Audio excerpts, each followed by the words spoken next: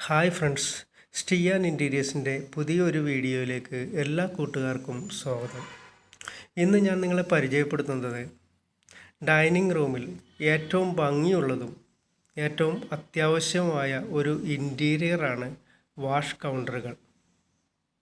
നമ്മൾ നമ്മുടെ വീടിൻ്റെ ഡൈനിങ് ഹാളിൽ അതിമനോഹരമായ, വളരെ ചിലവ് കൂടിയ, അല്ലെങ്കിൽ കണ്ടാൽ എല്ലാവർക്കും ഇഷ്ടപ്പെടുന്ന പാർട്ടീഷനുകൾ ഉണ്ടാക്കും, ക്രോക്കറി ഷെൽഫുകൾ പണിയും.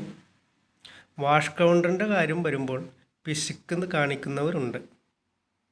ഞാനിത് പറയുമ്പോൾ നിങ്ങൾക്ക് ഇഷ്ടമാകണമെന്നില്ല, എന്നാലും ഞാനിത് പറയുകയാണ്.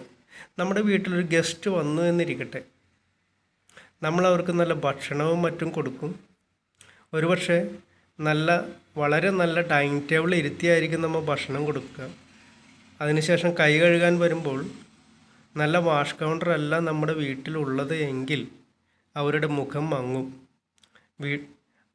വീട്ടിലുള്ള ആരിത് കണ്ടില്ലെങ്കിലും വീട്ടുടമസ്ഥ കാണും. മറ്റാർക്കും മനസ്സിലായില്ല എങ്കിലും വീട്ടുടമസ്ഥയ്ക്ക് ഇത് മനസ്സിലാവും. ആ ഒരു അവസ്ഥ നമുക്ക് വരാതിരിക്കാൻ ഡൈനിങ് റൂമിലെ വാഷ് കൗണ്ടറുകൾ മറ്റെന്തിനേക്കാളും അതിമനോഹരമാക്കണം. ചെറിയ കൗണ്ടറാണേലും അതിന് കൗണ്ടർ ടോപ്പ് വാഷ് ബേസിൻ തന്നെ കൊടുക്കുന്നതാണ് ഉചിതം. നല്ല കളർഫുള്ളായ മോഡൽ കിട്ടും. വില വളരെ കുറവുള്ളതും ഭംഗിയുള്ളതും തിരഞ്ഞെടുക്കാം. പിന്നെ ഇനി അടുത്തായിട്ടുള്ളത് മിററാണ്. മിററിന് നമുക്ക് ലൈറ്റ് കൊടുക്കാം, അല്ലെങ്കിൽ ലൈറ്റുള്ള മിറർ വാങ്ങിക്കാൻ കിട്ടും. ചിത്രത്തിൽ കാണുന്നത് പോലെ നിങ്ങൾക്ക് കോവ് ലൈറ്റുകൾ പിടിപ്പിക്കാൻ പറ്റും. പിന്നെ ഉള്ളത് നമുക്ക് ഭിത്തിയാണ്, വാളിൽ നമുക്ക് ടൈൽസ് ഒട്ടിക്കാം, അല്ലെങ്കിൽ നമുക്ക് ടെസ്റ്റർ വർക്കുകൾ ചെയ്യാം, അല്ലെങ്കിൽ നല്ല കളർഫുള്ളായ പെയിൻറ്റ് അടിക്കാം. വാഷ് കൗണ്ടർ ഉള്ളതുകൊണ്ട് മറ്റൊരു ഉപയോഗം കൂടിയുണ്ട്, ഏറ്റവും ഉപകാരപ്രദം മറ്റൊരു ഉപയോഗം കൂടിയുണ്ട്.